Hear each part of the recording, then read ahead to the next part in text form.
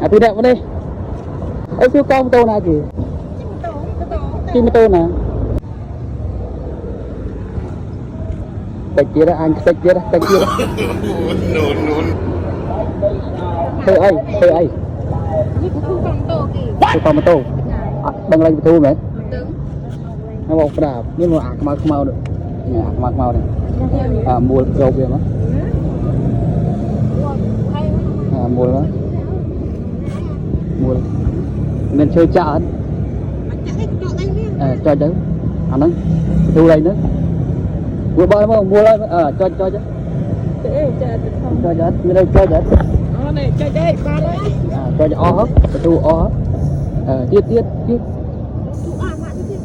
Thu tiết. Thu nữa. O nữa. Bài à. Mùi với nhà mốc tiết. Mốc tiết. Phê nhất, nồng mùi đó.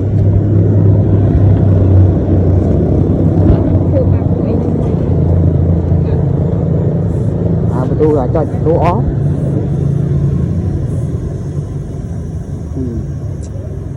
Bay lên nhật. Mùi với ó nấu. Trời ơi. Ê, anh đang cần mà chạy anh. Tôi đẹp vào đây.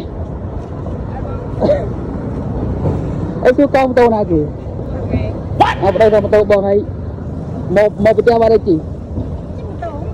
Chim tô nè. Cho lấy một tô ó ra chị rồi. Anh tôi sắp vô tôi sắp anh đây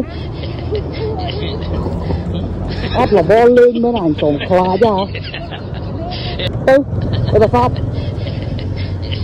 tùy niệm đi